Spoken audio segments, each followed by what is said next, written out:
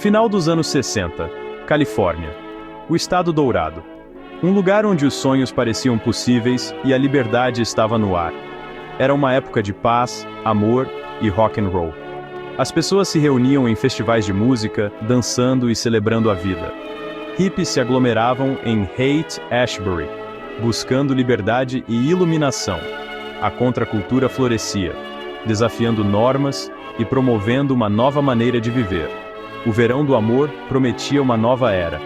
Uma era de compreensão, de união e de esperança.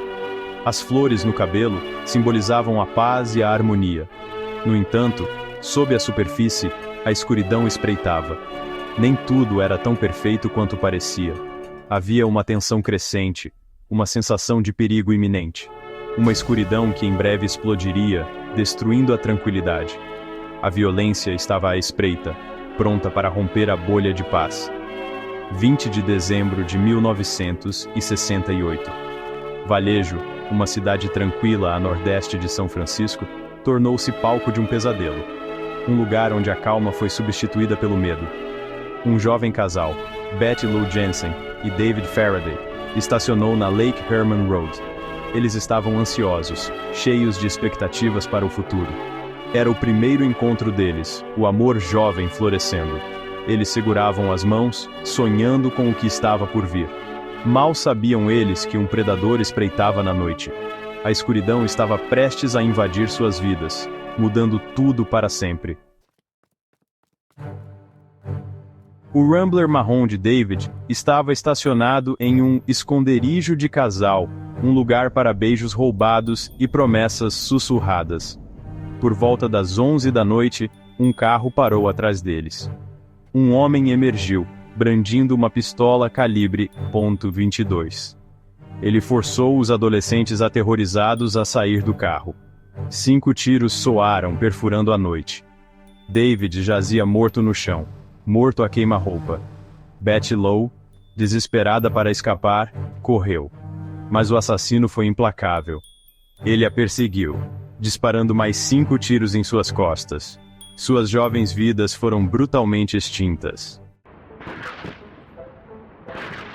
Meses depois, enquanto a nação celebrava o Dia da Independência, o assassino do Zodíaco atacou novamente. 4 de julho de 1969. Darlene Ferrin e Michael Mageau estacionaram no Blue Rock Springs Park, em Vallejo. Era tarde, a queima de fogos de artifício havia acabado há muito tempo. Um carro se aproximou. Os faróis iluminaram o jovem casal. Um homem emergiu, armado com uma pistola Luger de 9 mm.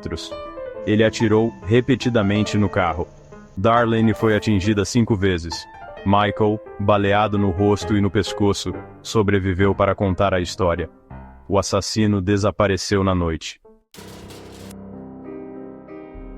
O assassino, faminto por notoriedade, ansiava por mais do que apenas sangue. Ele queria reconhecimento, infâmia. Em agosto de 1969, cartas começaram a chegar a jornais em toda a área da Baía de São Francisco. O San Francisco Chronicle, o San Francisco Examiner e o Vallejo Times Herald receberam, cada um, uma mensagem assustadora. As cartas, escritas pelo próprio assassino, descreviam os assassinatos em detalhes horríveis. Cada carta continha uma parte de uma cifra complexa, um quebra-cabeça que ele afirmava conter sua verdadeira identidade. "Eu gosto de matar pessoas porque é muito divertido", escreveu ele. O público ficou horrorizado. A polícia estava perplexa. Seção 5, perto do lago, outro ataque. 27 de setembro de 1969. O Lago Berryessa, uma represa cênica ao norte de São Francisco, tornou-se o cenário do ataque mais ousado do Zodíaco. Este local pitoresco, conhecido por suas águas tranquilas e paisagens deslumbrantes, foi subitamente manchado por um ato de violência inimaginável. Brian Hartnell e Cecelia Shepard, desfrutando de um piquenique em uma colina isolada, foram abordados por um homem em uma fantasia bizarra com capuz. O casal, que estava aproveitando um dia ensolarado, não poderia imaginar o terror que estava prestes a enfrentar.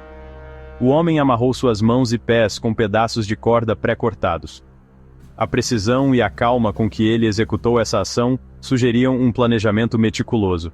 Então, com uma grande faca de caça, ele os esfaqueou repetidamente.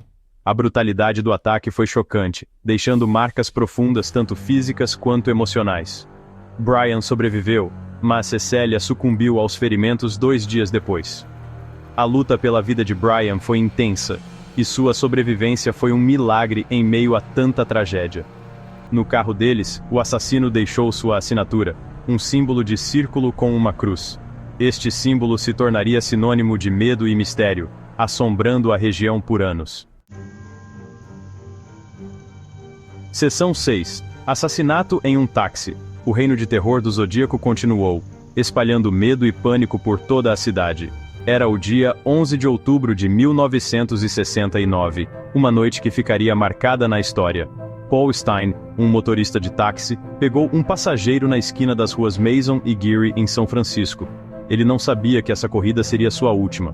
Ele levou seu passageiro alguns quarteirões ao norte, parando na esquina da Washington com a Cherry, um local tranquilo e aparentemente seguro. O passageiro, sem dizer uma palavra, atirou na cabeça de Stine e levou sua carteira e chaves. A brutalidade do ato foi chocante. Ele então limpou calmamente o interior do táxi, não deixando impressões digitais para trás, mostrando um nível de frieza e cálculo assustador. Testemunhas viram um homem branco fugindo do local, mas a confusão reinava. Um erro trágico. A polícia, inicialmente mal informada, estava procurando por um suspeito negro, o que atrasou a investigação e permitiu que o assassino escapasse. Seção 7. A sombra se alonga. As mortes pararam, mas o terror continuou. As cartas do Zodíaco continuaram chegando. Ele provocava a polícia, gabando-se de seus crimes e ameaçando novos. Em uma carta arrepiante, ele ameaçou atirar nos pneus de um ônibus escolar e pegar as criancinhas quando elas saíssem pulando. As cartas estavam cheias de erros ortográficos, erros gramaticais e símbolos bizarros. As cifras permaneceram intactas. Ele era um gênio jogando um jogo mortal? Ou um louco movido por uma sede de atenção? O mistério se aprofundou. Seção 8. Rostos nas sombras. Ao longo dos anos, centenas de suspeitos foram investigados. Arthur Leigh Gallen, um ex-professor primário, emergiu como o principal suspeito. Ele possuía um relógio da marca Zodiac, usava o mesmo tamanho de sapato que o assassino e tinha um histórico de violência. Mas as evidências contra ele eram circunstanciais. Em 2021, uma equipe de investigadores independentes afirmou ter identificado o Zodíaco como Gary Francis Post, um pintor de casas falecido. Eles citaram evidências forenses e decifraram cifras como prova. No entanto, os policiais permanecem descrentes. Seção 9. A cifra permanece. O caso do assassino do Zodíaco permanece oficialmente sem solução. O mistério continua a fascinar e aterrorizar. Quem era o Zodíaco? O que o levou a cometer atos tão horríveis? As cifras jamais serão totalmente decodificadas, revelando sua verdadeira identidade? O assassino do Zodíaco deixou uma marca indelével na cultura americana.